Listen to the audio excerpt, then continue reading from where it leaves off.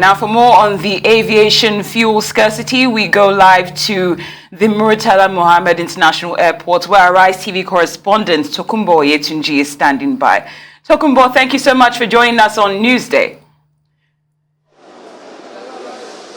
Well, we spoke, of course, we spoke with Mary Chinda just a moment ago, and she said everything was relatively calm over in the Federal Capital Territory. Is that the same situation where you are right now concerning this scarcity situation?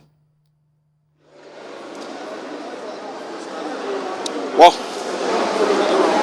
it's, how do I put it now? Well, we can see some activities right where, let me tell you where we are first. We're at the Muritala Mohammed Airport 2, Terminal 2, popularly known as MMA2 here in the city of Lagos.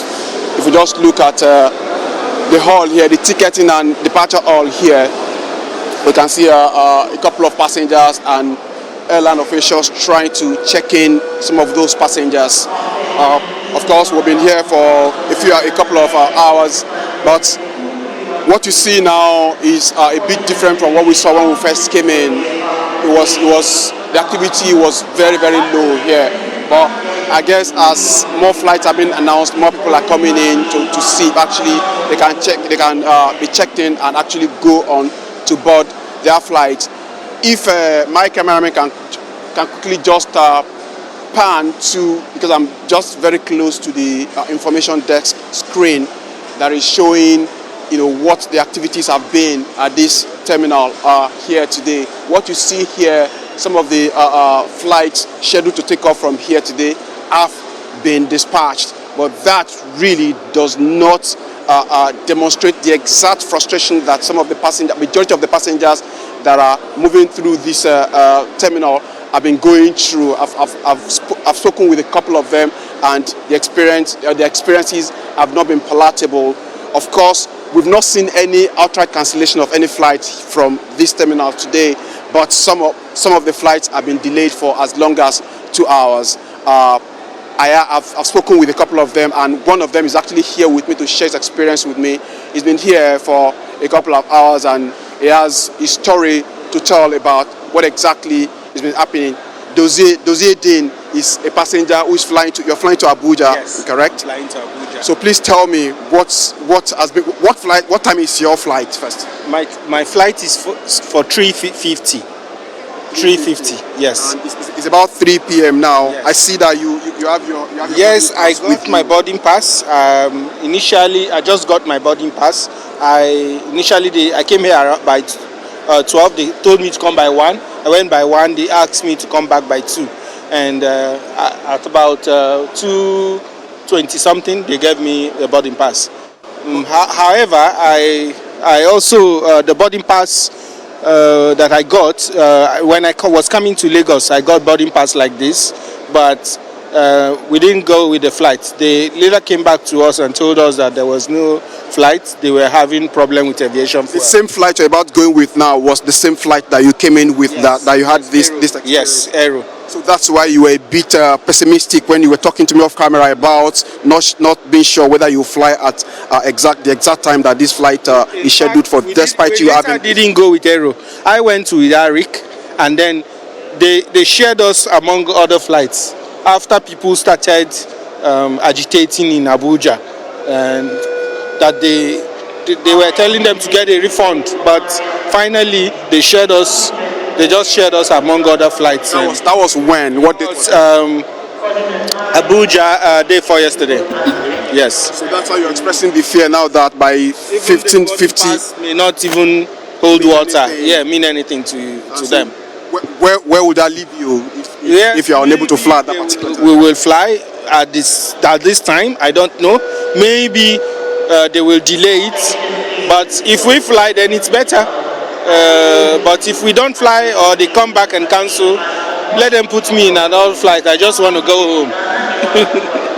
Dozie, thank you very much for talking to us. Dozie has his boarding pass with him, but it does not guarantee him that he's likely to fly away from this place today, and he's saying that because of experience he had a few days back.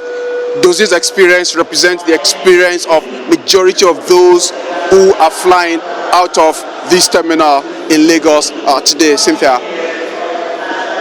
Tokunbo, thank you so much. Do you speculate that the hike in ticket sales might actually go up? Mary pointed out that it went up by about 65%.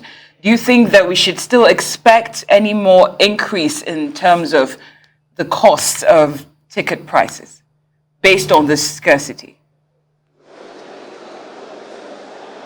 Could you say that again, Cynthia? Okay. I can't. Oh, I'm sorry. I'll repeat the question. I said, are you anticipating that we might experience another hike in the cost of flight tickets based on the fuel scarcity, the aviation fuel scarcity, especially since we don't have a timeline on when this is going to end? We really can't tell, but you know that majority of the passengers have already been complaining about the increase. Some saying about 100% increase in airfare. So we really can't tell whether that would happen this time around. I think what some of the airlines have been able to do is to try and engage their passengers. I can read to you a notice sent to by one of the airlines. You know, it was a joint notice sent to their passengers. A notice sent to their passengers by all the operators. This is from one of them. Nigerian airlines are currently experiencing acute scarcity of Jet A1, otherwise known as jet fuel, and this situation is having serious impact on our operations. The commodity is not readily available across the country, and where available, it goes for between 590 and 625 per liter. You know, that's to say that the airline operators are already complaining about the increase in the price of Jet A1, which is the aviation fuel that we have all been talking about. So at this time, like majority of the passengers have already been complaining, the fares have already been increased. We don't anticipate there will be any increase now, but really there is this uncertainty that is actually hanging on the industry, that nobody, not even the airline operators themselves, know what exactly is going to happen next. So we really can't tell, but we really have to just keep our fingers crossed and see what happens next. Tokunbo, and speaking of uncertainty, we do know that this energy crisis has not, I mean, it doesn't have much, it has quite a bit to do with the Russia-Ukraine crisis that's going on. And since we don't know when that will end, have you seen any physical types of strategies implemented by the airport staff or aviation staff in order to curtail some of the frustrations that Nigerians will definitely have once they get to this airport? Because I'm sure not everyone would have been able to receive that circular that you read earlier. Are there any other plans that they're putting in that you can see to help ease passengers' pain? Briefly. I think from the perspective of the operators, they appear helpless. From the message, you know, the other part of that message that I didn't read out to you actually, you know, shows the helplessness in this situation. Really, they are just operating within what is available to them, and they are telling their passengers, and it's part of the reason why you actually